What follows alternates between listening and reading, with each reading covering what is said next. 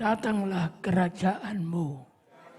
Jadilah kehendak-Mu. Puji Tuhan, jemaat Bukit Sion yang diberkati oleh Tuhan. Jemaat Bukit Sion yang sudah diberkati oleh Tuhan.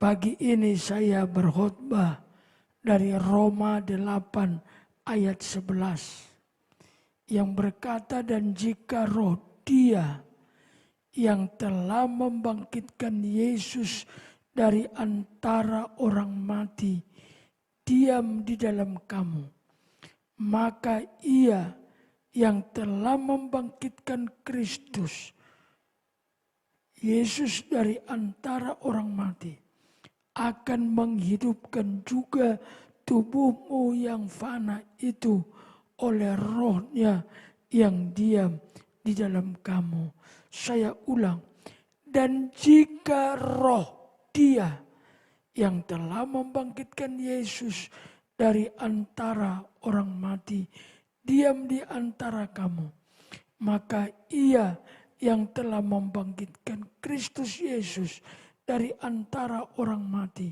akan menghidupkan juga tubuhmu yang fana itu oleh roh-Nya yang diam di dalam kamu. Jika roh Dia yang membangkitkan Kristus dari antara orang mati diam di antara kamu. Kalau roh Allah diam di antara kamu, itu maksud ayat ini. Roh Allah harus berdiam di dalam kita. Roh yang membangkitkan Kristus dari antara orang mati. Orang Kristen tidak lebih baik kalau hidupnya tidak didiami oleh roh Allah. Setiap hari kita harus penuh dengan roh Allah.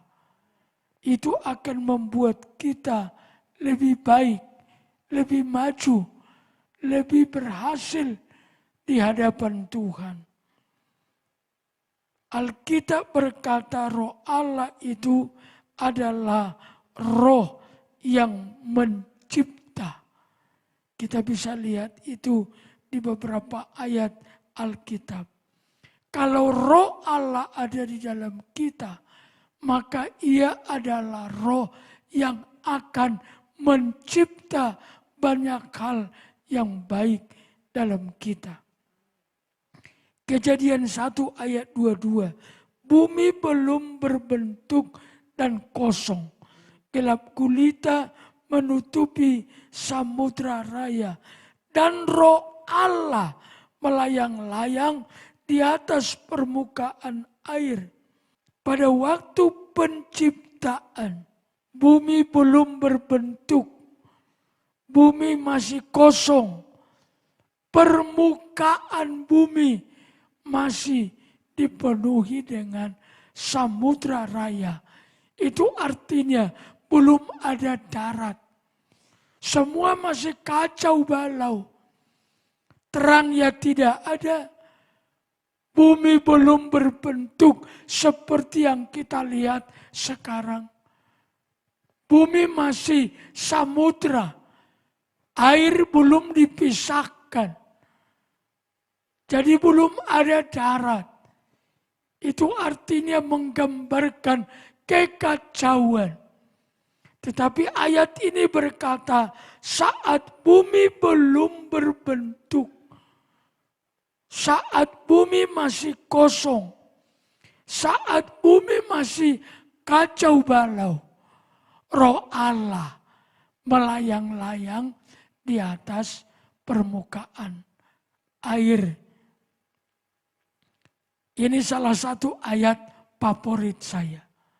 Roh Allah melayang-layang. Dan saat roh Allah melayang-layang, bumi yang kacau balau, bumi yang belum berbentuk, bumi yang masih dipenuhi air. Kita baca selanjutnya di ayat 3. Berfirmanlah Allah, jadilah terang. Lalu terang itu jadi. Saat roh Allah melayang-layang di atas permukaan bumi, demikianlah Allah memulai penciptaan yang baru. Jemaat, saya sangat yakin kalau roh Allah selalu ada pada kita, hidup kita yang mungkin kosong, mungkin kacau balau, mungkin masih gelap, tidak terlihat terang. Kalau roh Allah melayang-layang di atas kita, dia berdiam di dalam kita, kita dapat diubahkannya dengan mudah menjadi ciptaan yang baru. Alkitab juga berkata, roh Allah adalah roh yang membaharui. Titus 3 ayat 5. Kita tidak tahu apa yang dikerjakan Allah di dalam kita setiap saat. Tetapi yang pasti Tuhan masih mengerjakan banyak hal bagi kita. Paulus bilang di dalam Korintus, lahiriah kami boleh merosot, tapi manusia batinia kami dibaharui dari hari ke hari. Kita tertidur di malam hari, kita nyenyak di malam hari. Tapi pastikan saat kita nyenyak sekalipun, Tuhan bekerja untuk kita. Ada banyak orang tidak menyadari itu.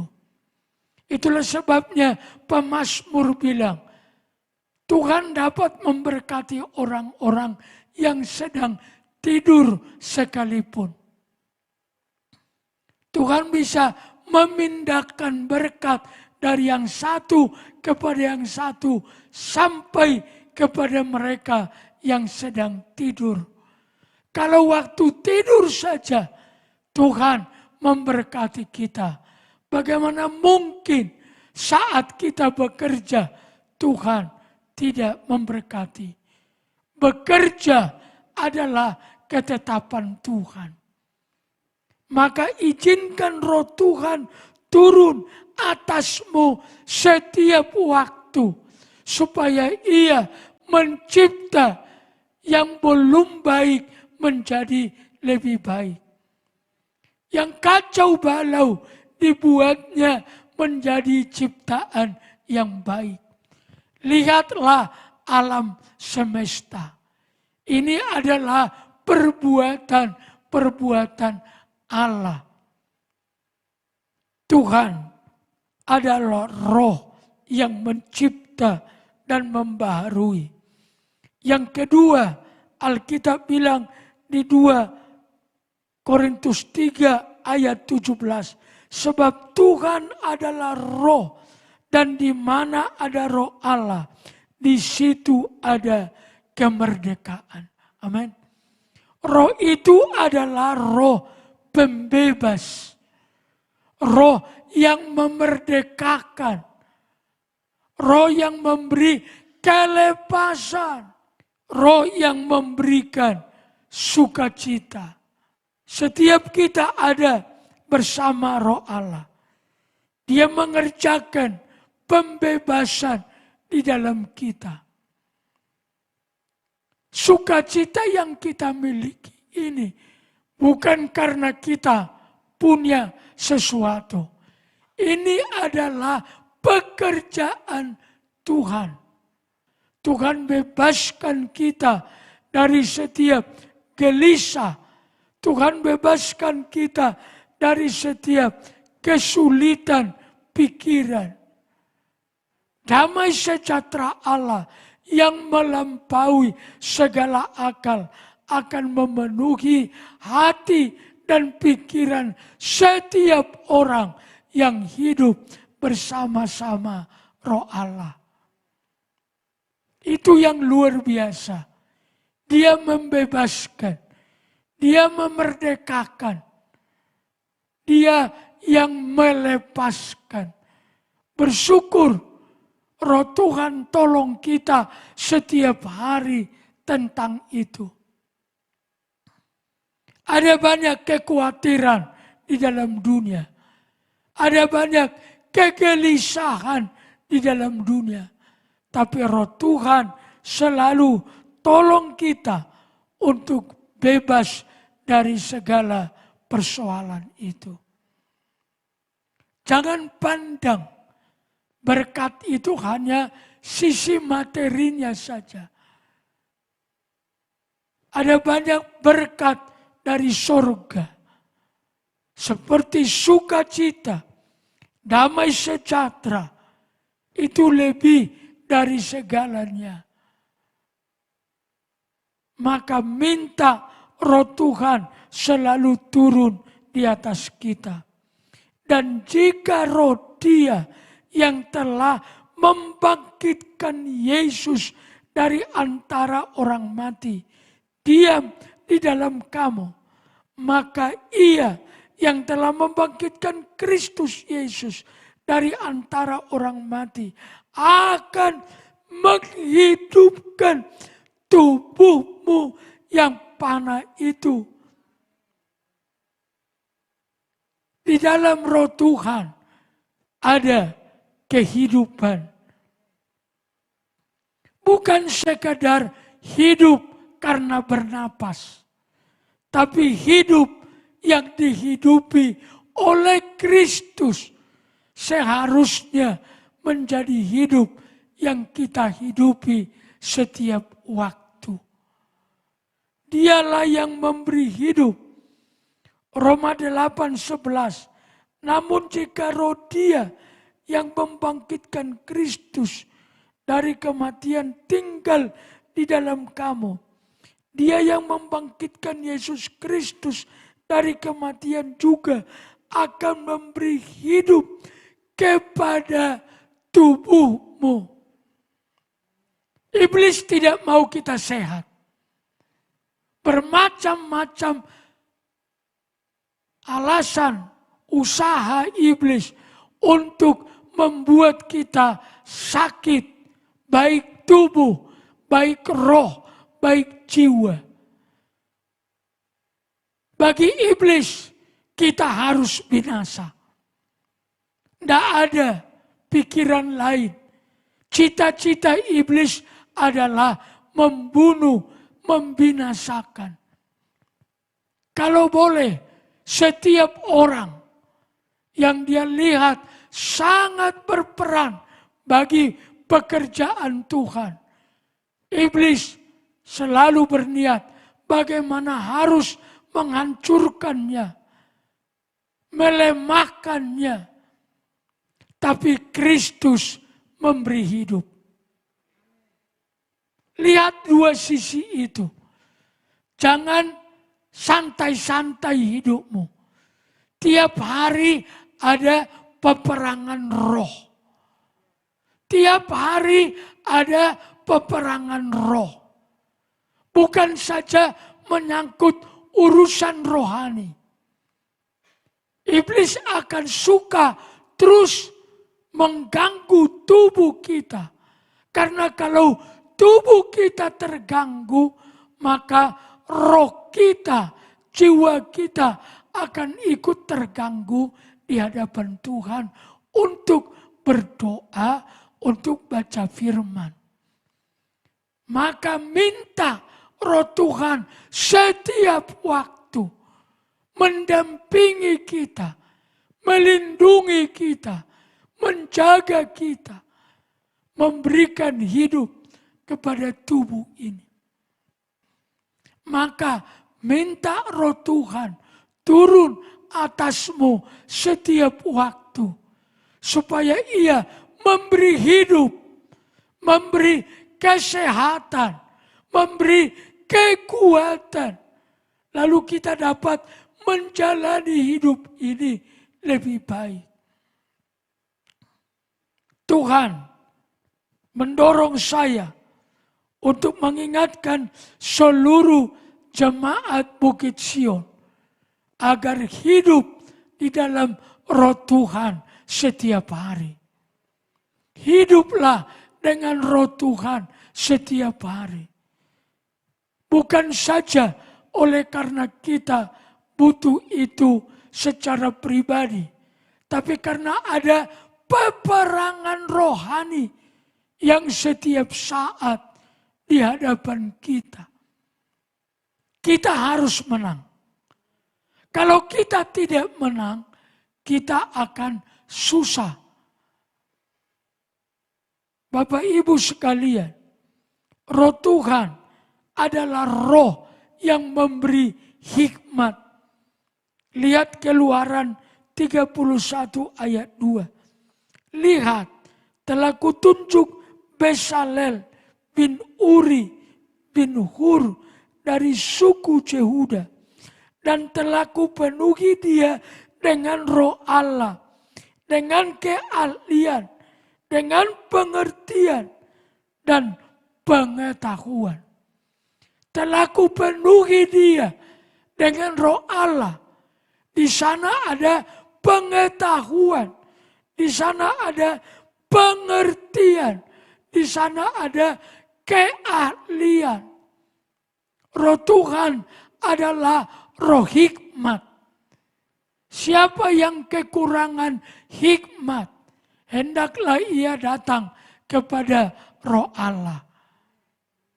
Roh Allah adalah roh hikmat.